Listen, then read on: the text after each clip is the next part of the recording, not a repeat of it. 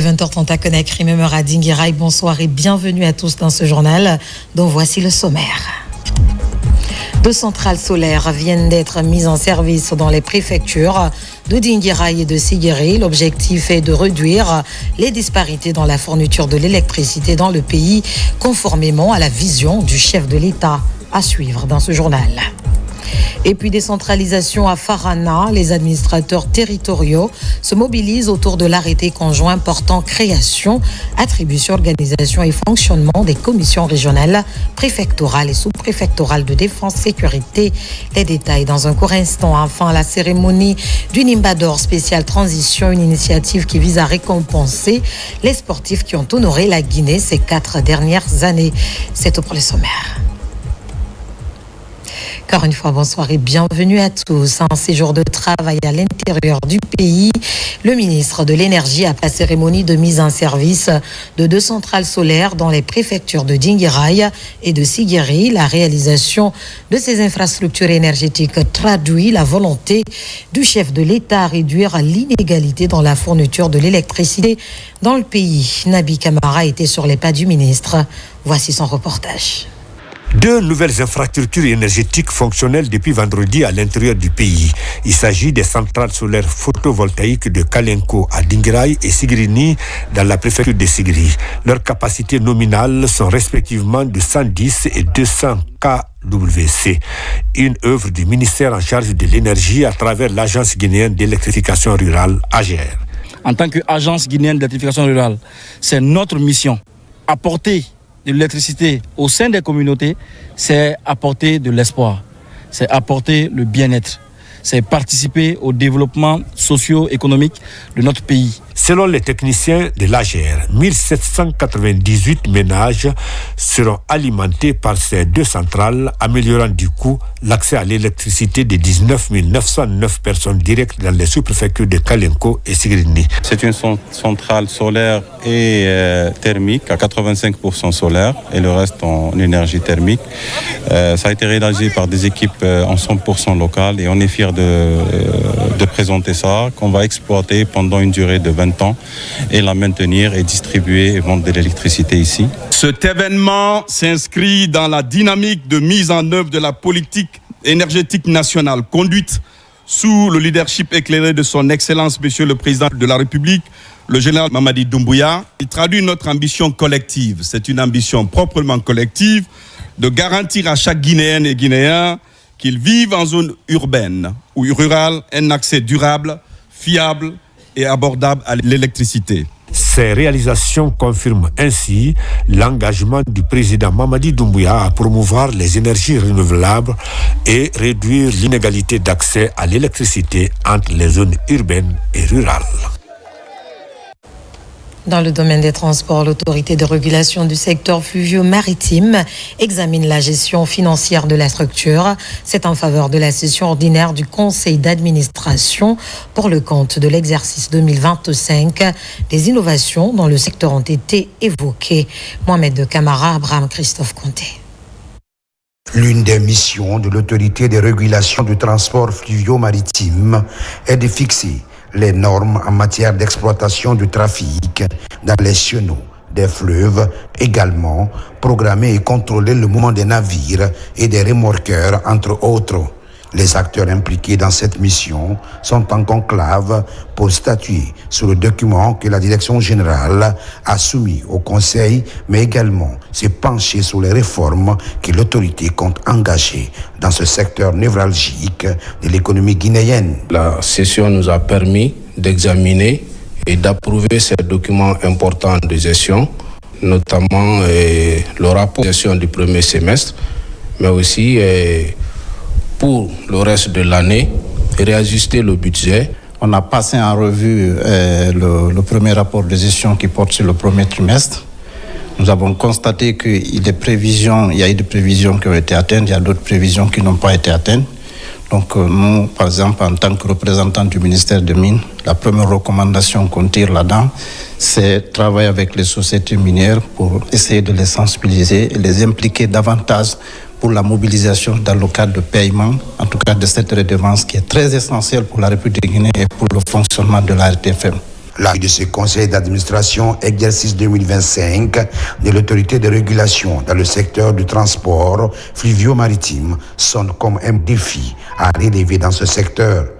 L'année 2026 sera une année très riche chez nous parce que nous avons identifié et nous avons soumis au conseil justement une nouvelle redevance qui va être une redevance de régulation. Et aussi, nous allons avoir un nouvel équipement qui n'avait jamais existé dans le secteur maritime de notre pays. Nous avons acquis sur fonds propres une vedette que nous avons construite dans un chantier naval belge et qui est actuellement à quai à Conakry. Les outils qui sont présentés pendant le conseil ont été approuvés pour permettre à l'autorité de régulation d'avoir tous les moyens nécessaires dans l'accomplissement de sa mission régalienne de contrôle et de régulation en faveur de l'économie du pays. Et puis la lutte contre l'utilisation du mercure au sein des places fortes de l'or se poursuit dans la savane guinéenne. Ce rendez-vous sous-régional est abrité par la ville de Kankan pour faciliter la mise en œuvre des mesures réglementaires et techniques. De nouvelles orientations sont définies pour une exploitation minière artisanale responsable. Djamankaba. Kankan accueille les acteurs impliqués dans la réforme minière.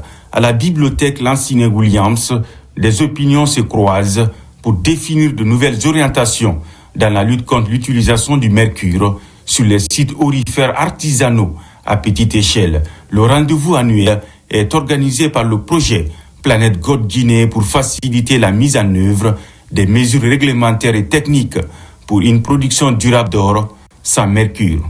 La zone d'intervention du projet, dans l'essentiel, est en Haute-Guinée, Koursa, Mangiana et Sigiri. Nous avons jugé nécessaire de nous approcher des bénéficiaires directs du projet, ouvrir ce cadre de dialogue entre les différentes parties prenantes. Que l'utilisation du mercure est déjà interdite dans l'exploitation minière à petite échelle. Si le projet est venu nous accompagner et faire comprendre à la communauté les dangers du mercure, on ne fera que saluer et appuyer le projet. Au cœur des échanges, plusieurs thématiques ont été abordées pour le bien-être des artisans miniers, notamment des mécanismes de financement sans mercure, des solutions en offensive contre les violences basées sur le genre, également explorées pour répondre aux multiples aspirations. Les présentations qu'on a déjà suivies montrent à suffisance effectivement qu'il y a problème sur le terrain. Nous, en tant que des services techniques, nous œuvrons dans ce sens-là pour que nous puissions sensibiliser, nous puissions ramener nos exploitants à réduire l'utilisation du mercure, s'il faut dire, à laisser l'utilisation du mercure. Cette rencontre va nous permettre d'éviter nombre d'impacts du mercure dans nos milieux d'exploitation. Après avoir projeté les acquis du projet, un nouveau plan est adopté par toutes les parties prenantes pour sauver des vies. Une démarche porteuse d'espoir pour une exploitation artisanale de l'or sans mercure et sans violence. Clôture de l'atelier sur la remobilisation des ressources humaines et matérielles du projet Simandou à Forêt-Caria. 3 jours ont permis aux experts, partenaires industriels, institutions financières et départements ministériels d'unir leurs forces autour du dit projet. Cet atelier stratégique s'est achevé le 5 septembre dernier avec pour ambition de poser les bases d'un Simandou productif, inclusif et durable au cœur de la vision nationale de développement. Fatoumata Koroma. À Forêt-Caria, l'atelier technique sur la remobilisation des employés de la première phase du projet Simandou a pris fin ce vendredi 5 septembre 2025. 3 jours d'intenses travaux qui ont réuni partenaires industriels, institutions financières, départements ministériels et structures d'accompagnement. Objectif, définir une stratégie de réintégration des ressources humaines et matérielles en vue du démarrage effectif de la phase de production.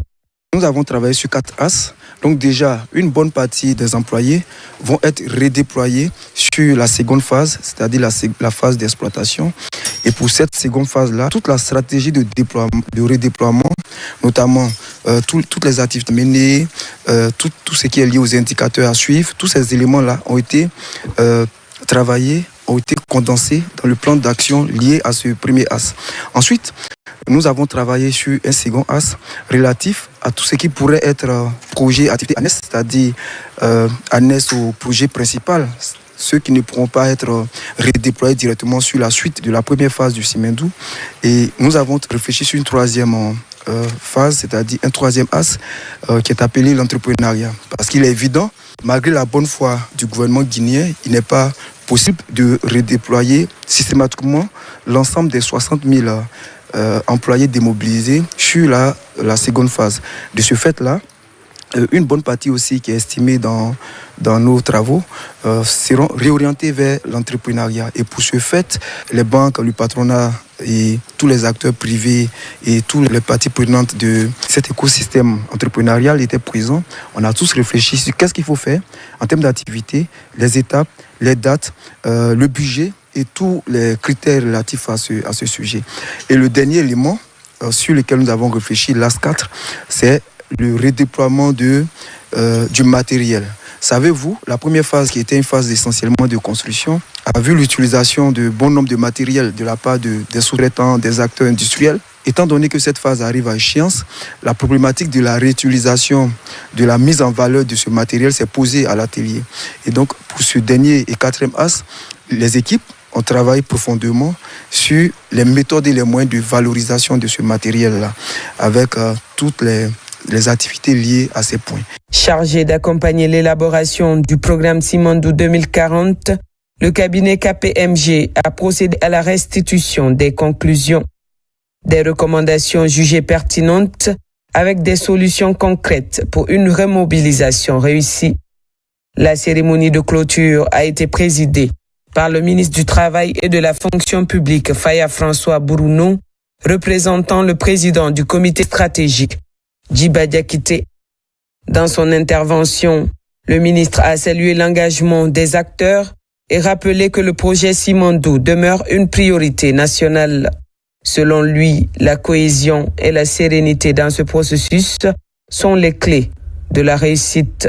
Je suis venu effectivement porter le message du président du comité stratégique Simandou, le ministre directeur de cabinet de la présidence de la République, Djiba Diakité, qui m'a chargé de venir effectivement remercier les participants à cet atelier de réflexion stratégique sur la réutilisation, la reconversion des ouvriers qui ont participé aux travaux de construction des ouvrages du projet minier Simandou, mais aussi réfléchir sur les mécanismes de réutilisation des équipements et de la logistique utilisés pendant cette phase.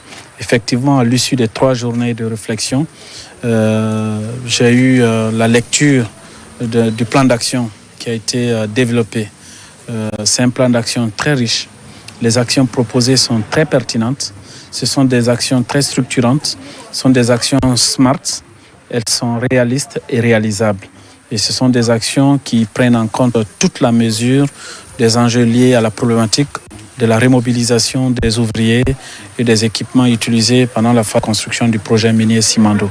Donc je pense qu'avec ce plan d'action, le gouvernement pourra effectivement assurer une meilleure transition entre le projet minier dans sa phase de construction Simandou vers le programme Simandou 2040 en valorisant ce potentiel pour la mise en œuvre des programmes et des projets prioritaires inscrits dans le cadre de la mise en œuvre de la vision Simandou 2040. Avec cet atelier de Forêt-Caria, le gouvernement et ses partenaires posent une étive. La remobilisation des employés de la première phase apparaît désormais comme le socle d'un Simandou productif, inclusif et porteur de développement durable pour la Guinée. Deuxième grand titre de cette édition à Farana, vulgarisation de l'arrêté conjoint portant création, attribution, organisation et fonctionnement des commissions régionales, préfectorales et sous-préfectorales de défense et de sécurité. Il s'agit d'outiller les membres du comité en technique de sécurisation des élections. La rencontre a mobilisé les administrateurs territoriaux, les forces de défense et de sécurité, ainsi que les magistrats de la région. Ibrahima Oulé Fofana, Silati Koroma. C'est une initiative du chef de l'État, général d'armée Mamadi Doumbouya, qui vise à mettre un cadre de défense et de sécurité visant à renforcer la protection des citoyens. Pour l'exécution de ce plan de défense sécuritaire, un programme de renforcement des capacités des acteurs est conçu et exécuté par le Centre national de formation et de perfectionnement des cadres et élus locaux.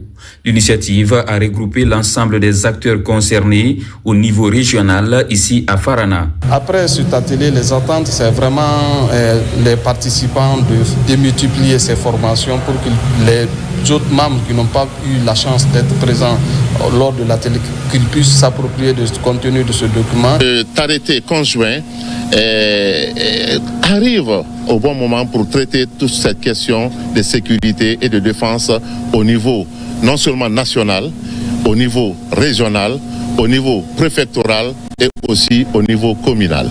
L'arrêté conjoint qui fait l'objet de cette vulgarisation est le fruit de la collaboration des 3 départements ministériels, à savoir la défense nationale, la sécurité et la protection civile et l'administration du territoire et de la décentralisation. La vulgarisation de ce texte nous permet de comprendre nos rôles en temps de crise et également en temps de guerre et comment coordonner tout ça avec l'ensemble des acteurs ici présents.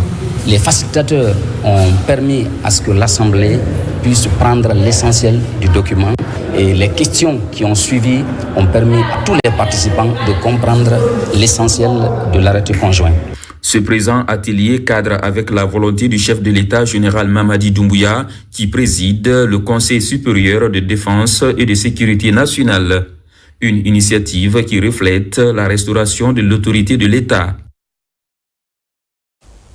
Dans l'actualité, encore une délégation conduite par Général Aminata Diallo séjourne présentement dans la ville sainte de la Baie. Hier, elle a rencontré les sages de la région en rappelant les acquis de la refondation et la nécessité de maintenir un climat de paix et de quiétude dans le pays. Alpha Isiagaba, reportage. Devant le calife et la notabilité du Fouta, les œuvres du président de la République sont saluées. Les chantiers en cours de réalisation ou encore la promotion de l'excellence dans l'administration, rien n'a été occulté par la délégation conduite par Général Aminata Diallo.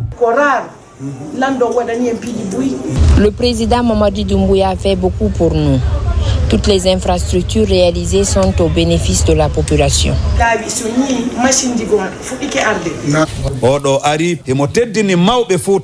Le président de la République honore et continue d'honorer le Fouta. Il a aimé et respecté les sages du Fouta. La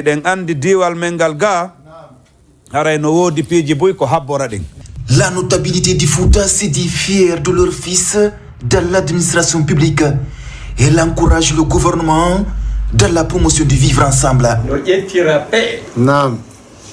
Il est merveilleux de se retrouver comme ça pour parler de développement. Beaucoup de choses se disent sur les réseaux sociaux, mais ne vous inquiétez pas, l'abbé va vous honorer. Non. Non. L'abbé wullinta ɓiɓɓe mum inchallah développeur ten fijande nden fi rabtaneji ɗin fi laaɓi ɗin fi fiyakeji ɗin fof ɗum kadi aray ko fi men enen fewdo ɗo e fi fayɓe men e fi taniraɓe men. Le développement, la qualification du système éducatif, tout ça c'est pour le pays et pour les générations futures. Donc c'est très important le développement. Dans les jours qui suivent, plusieurs activités sont prévues dans la région de l'Abbé. Entre autres, la sensibilisation des citoyens sur la nécessité de cultiver la paix, la cohésion sociale et le retrait des cartes de lecteurs. Dans un autre registre, distribution des cartes d'électeurs, à l'image d'autres villes, Kindia a procédé au lancement officiel de la dite opération samedi dernier. Le ton a été donné dans le quartier Ferefou 2. Fanalabaya Kamara, Yaya Silla. La pluie n'était pas au rendez-vous ici ce week-end au quartier Ferefou 2, commune urbaine de Kindia, et qui a abrité le lancement officiel de la distribution des cartes d'électeurs. Le quartier Ferefou 2 est composé de 4 secteurs où plus de 7000 électeurs ont été recensés pour le compte du PN RAVEC 2025. Les citoyens étaient massivement présents dans le bureau du quartier à notre arrivée, tous venus avec leurs reçus dans les mains, prendre leur carte d'électeur. C'est une étape cruciale du processus électoral. Alors, après l'enrôlement, il faut des cartes. Et quand nous avons reçu les cartes, il faut les distribuer. À qui de droit? Donc pratiquement, nous avons invité les citoyens au lancement de ce processus, de cette activité dans le quartier de Ferefou 2. La commune urbaine de Kindia est repartie en 33 quartiers. À l'image du quartier Ferefou 2, les électeurs peuvent se rendre dans leurs quartiers respectifs pour retirer leur sésame. C'est un indicateur important puisque ça va nous donner une idée par rapport au taux de participation qui est un indicateur très très important dans le processus électoral. Donc à date, nous avons reçu suffisamment de matériel, nous avons reçu les kits, nous avons reçu les isoloirs, nous avons reçu le matériel informatique pour les centralisations dans les communes. Donc à date, nous pouvons réaffirmer sous l'autorité de la direction générale et de la direction régionale des élections que la date du 21 est vraiment tenable. La préfecture de Kindia, comme partout dans les 5 préfectures de la région, c'est officiel, les cartes sont distribuées aux ayants droit avant le scrutin de référendum du 21 septembre 2025. Nous ne changeons pas de sujet. L'opération de distribution des cartes d'électeurs est officiellement lancée à Cancan. Au sein des commissions installées dans les quartiers, les grandes orientations sont données pour faciliter l'accessibilité partout. Abaté Djamonkaba, compte rendu. À Cancan, les membres des commissions administratives de distribution des cartes d'électeurs se retrouvent pour élaborer une nouvelle stratégie.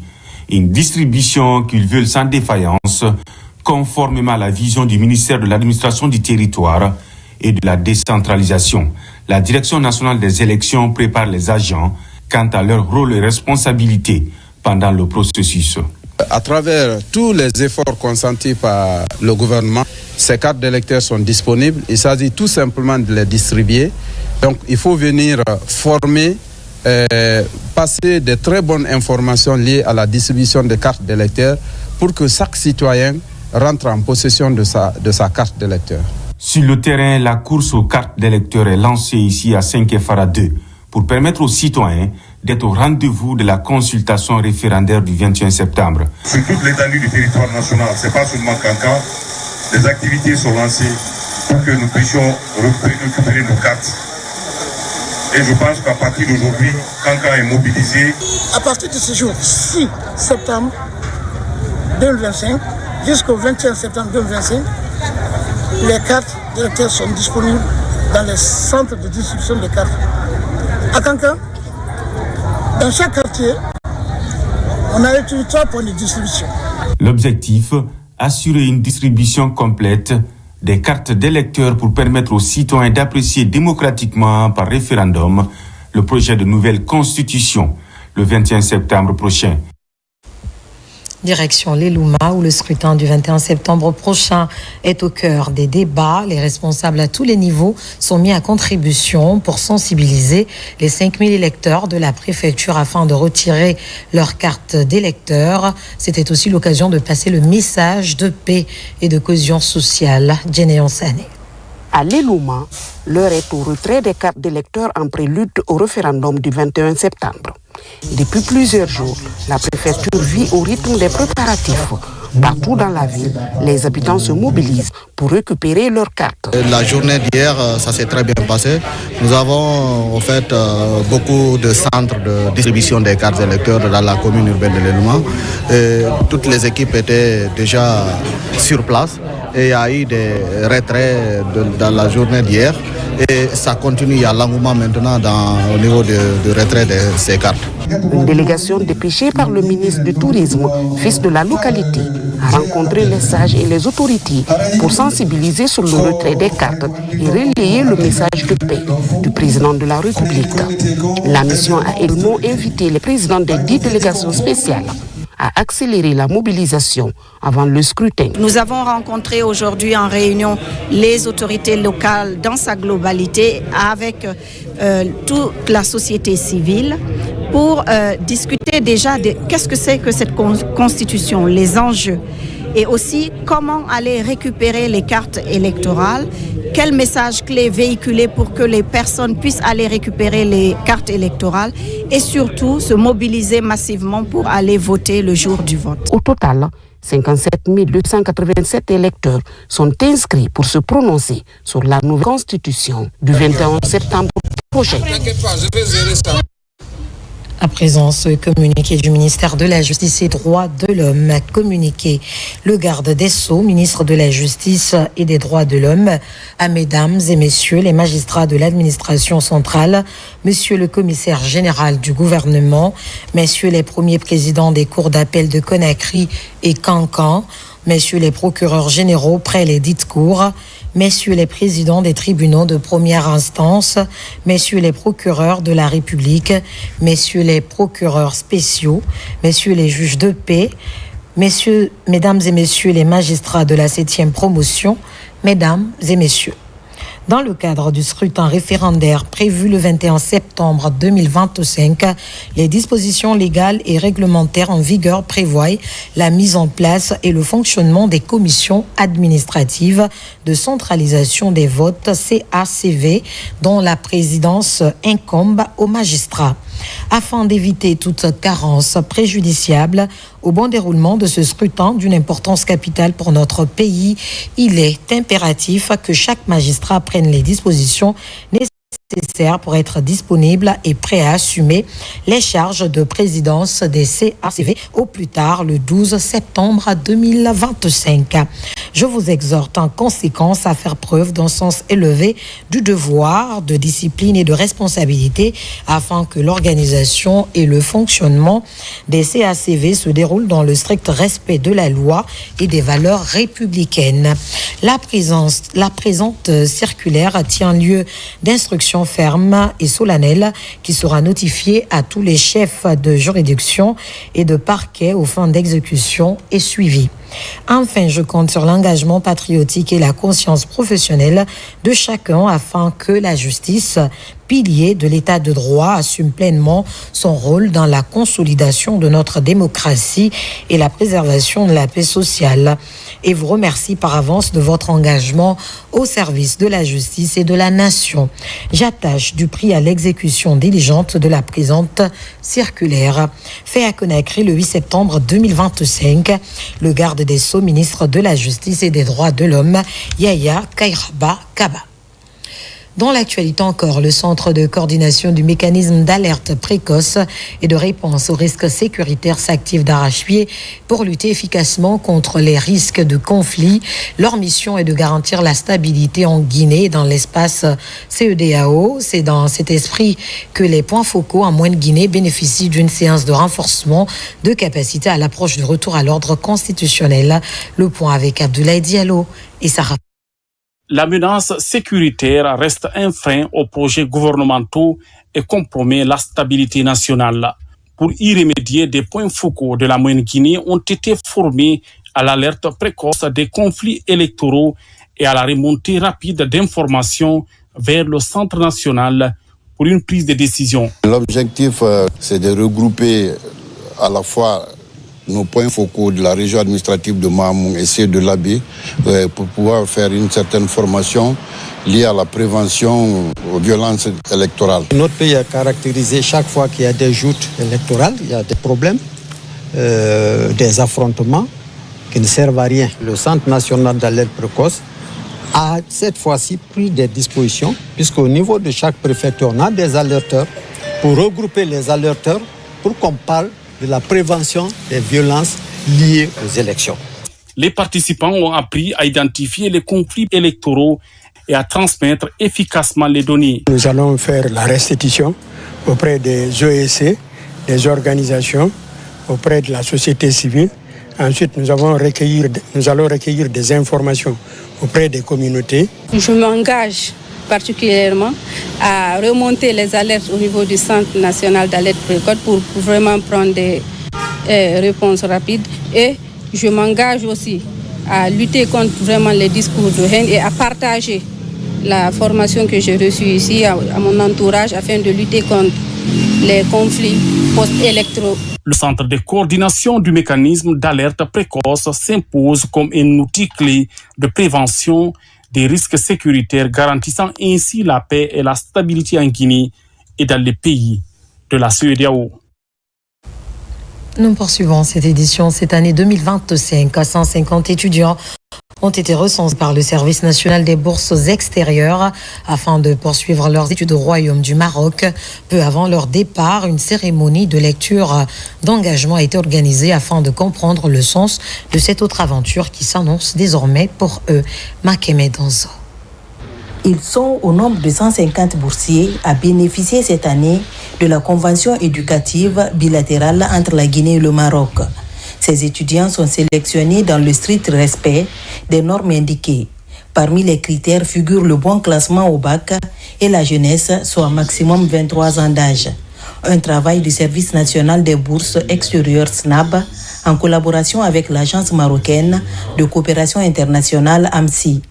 Les bénéficiaires promettent d'accomplir leur cursus avec sérieux et rigueur. Aujourd'hui, je suis remplie d'une immense joie et d'une grande fierté parce que recevoir non seulement nos attestations, les félicitations et la bourse surtout, c'est vraiment un privilège pour nous. Voilà. Nous avons promis devant l'État que lorsque nous allons finir de nous former au Maroc, que nous allons revenir pour servir notre nation. L'ambassade joue un rôle de coordination. Elle interagit directement avec le SNAB pour la mise en place d'un dispositif de suivi. On est fiers d'avoir autant de jeunes Guinéens rejoindre le Royaume et nous sommes très satisfaits de l'excellence de cette coopération qu'on a, mais aussi des résultats que l'on voit au cours de ces décennies. Pour les responsables étatiques, cette cohorte de jeunes doit faire preuve de responsabilité et de sérieux pour décrocher les meilleurs résultats. Vous avez un vrai challenge à relever. Et grâce à vous, de par votre comportement, d'autres étudiants guinéens pourront bénéficier de bourses. Vous quittez la Guinée, vous allez au Maroc. Vous ne serez pas seul. Les autorités vont vous accompagner entièrement. La durée des études varie selon les accords et les programmes choisis. Ces 150 jeunes sont accompagnés par leurs parents pour cette prestation d'engagement avant le démarrage de cette nouvelle aventure. Dans la ville Carrefour, les jeunes filles leaders de Guinée sont plus que déterminées à cultiver l'esprit de civisme et à promouvoir la paix et la quiétude sociale. Après une formation reçue de CARE International, elles comptent mettre en pratique les enseignements reçus. Mamadou Paté Baldé pour en savoir plus. Depuis quelques années, CARE International et ses partenaires accompagnent les jeunes filles et femmes du pays à s'impliquer activement dans le processus de consolidation de la paix et la stabilité en Guinée. Pour réussir ce pari, l'institution renforce les capacités de ces jeunes filles issues des partis politiques et de la société civile à Mamou. Depuis le démarrage du projet, ces jeunes filles ont bénéficié de pas mal d'actions. Elles ont été renforcées, leurs capacités ont été renforcées dans le cadre de la mise en œuvre des activités du projet, mais aussi dans le cadre vraiment de la promotion de leur leadership. Financé par le Fonds de consolidation de la paix, CARE International couvre depuis février 2023 11 localités du pays. Dans ces collectivités, il a joué un rôle important dans la mise en œuvre des mécanismes de consolidation de la paix en Guinée. C'est vraiment un projet qui a pu donner de l'espoir, qui a pu impliquer les femmes et les filles dans les mécanismes de paix et sécurité. C'est la femme qui cultive la paix. Vous pouvez échanger, vous pouvez sensibiliser pour que vous vous donniez les mains pour avancer devant. Au cours de cette rencontre, il a été surtout question de former et accompagner ces jeunes filles par des femmes mentors identifiées. Nous avons suggéré aux femmes d'identifier toutes les difficultés possibles qu'elles sont en train de rencontrer sur le terrain par rapport à la consolidation de la paix et s'impliquer activement dans le cadre de la sensibilisation. CARE International et ses partenaires compte sur l'engagement de ces filles et femmes dans la promotion des valeurs démocratiques tant voulues par le gouvernement guinéen. Dans un autre registre, les enseignants et fondateurs d'écoles privées se donnent rendez-vous à Kindia. En seul objectif, faire avancer les programmes de formation pour une meilleure qualification du système d'enseignement. Le mode de recrutement à partir du secondaire pourrait être revu. Falilou Diallo, compte rendu. La Guinée compte ainsi réorganiser ses programmes d'enseignement au niveau professionnel. Pour cette première étape, les écoles de la santé sont concernées. Aujourd'hui, le regard est que nous sommes dans le processus de qualification. Et qui parle de qualification va forcément parler de trois choses, à savoir l'infrastructure, le contenu de formation, les formateurs, c'est-à-dire les enseignants.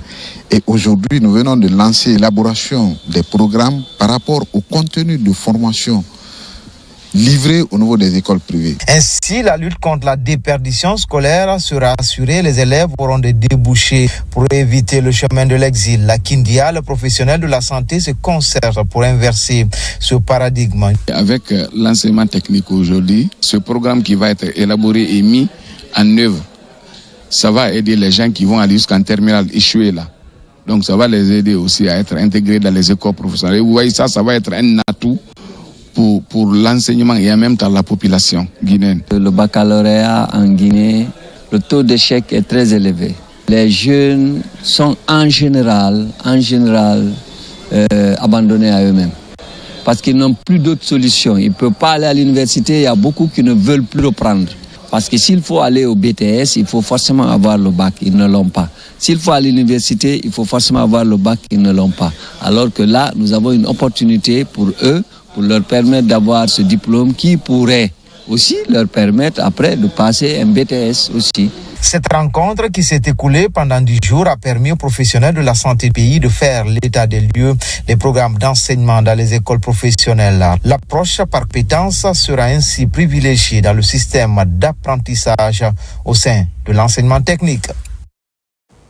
Et pendant ce temps, la Croix-Rouge guinéenne multiplie des actions en faveur des sinistrés de Koya en collaboration avec l'Agence nationale de gestion d'urgence et des catastrophes humanitaires. Anguche, ces volontaires continuent d'accomplir des actions citoyennes qui sont entre autres dans de matériel, curage de caniveaux, sensibilisation, etc. On en sait un peu plus avec Ousmane Ba et Ayasila. Après son intervention suite à l'éboulement de Manéa, la Croix-Rouge guinéenne est à nouveau sur le terrain. Des opérations de prévention des risques d'inondation à travers le curage des caniveaux pour permettre à l'eau de ruissellement de se frayer un chemin. Une synergie d'action avec l'Anguche et les populations de Koya. La collaboration, elle est franche. Vous savez, on fait ce qu'on appelle la planification par sectoriel et la Croix-Rouge regarde la disponibilité des fonds pour la mise en œuvre du plan de réponse et l'État est en train de faire des activités, mais le gap, la Croix-Rouge regarde et mobilise les fonds pour accompagner le gouvernement guinéen. Et nous sommes à ça aujourd'hui. À la Maison des Jeunes de Koya, site qui abrite les sinistrés, une séance d'enregistrement des victimes est en cours pour leur venir en aide en cash et en nature. Cette action est suivie des séances de sensibilisation sur le choix des endroits habitables. C'est une satisfaction pour moi aujourd'hui de mobiliser de fonds, de ressources nécessaires et qui peut certainement compléter ce que le gouvernement guinéen est en train de donner. Parce que tout ce que nous faisons, c'est pour accompagner le gouvernement guinéen. Et aucune organisation seule qui peut satisfaire à 100% aujourd'hui les sinistrés de Koya. Chacun en ce qui le concerne doit avoir maintenant une conscience. Comment et où je dois résider? Comment et où je dois parfaire mon habitation? Parce qu'on ne fait pas l'habitation pour un seul jour. On fait l'habitation pour soi et pour sa progéniture. Dans cette démarche, la Croix-Rouge et l'Agence nationale de gestion des urgences et des catastrophes humanitaires entendent mutualiser les efforts et impliquer les populations pour minimiser les risques. Le 6 septembre 2025 est une date qui restera longtemps gravée dans les annales de l'histoire de la ville de Guékédou. Elle marque la finale du premier tournoi interquartier organisé depuis plusieurs décennies. Cette rencontre qui a opposé les équipes de Nialenko et de Medina a tenu toutes ses promesses sous le vigilant du docteur Julien Bongono, secrétaire général du ministère de l'Enseignement technique. Lancé Kamisoko, Mohamed Saleh Oupaï, Mohamed Lamine Diallo. Le stade Tchendena Dimbaduno théâtre des plus belles oppositions sportives depuis maintenant plusieurs semaines, a accueilli ce samedi un ultime match d'envergure. C'est la finale du tout premier tournoi de football interquartier de Guékédou depuis des années. Mettant aux prises les 26 quartiers de la commune urbaine, il se joue sous le signe de la culture de la paix et du vivre ensemble. Notre ville, ça fait des années, il n'y a pas eu une compétition pareille. On était à manque d'activités sportives au niveau de la ville de Guékédou. On s'est dit, on commence d'abord par les interquartiers avant d'organiser les inter-sous-préfectures et aussi la formation des jeunes acteurs. Je suis très content au nom de la jeunesse de Guékédou pour les deux disciplines qu'ils ont accordées à cette compétition depuis le début.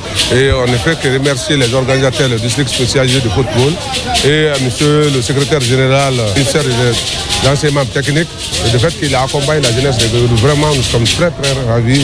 La finale du tournoi de football interquartier, un événement très attendu, a réuni une foule immense au stade préfectoral. Je voudrais que cet engagement que nous avons vu sur le terrain nous serve d'exemple et nous inspire dans ce moment où nous sommes en train d'aller au référendum pour adopter une nouvelle constitution.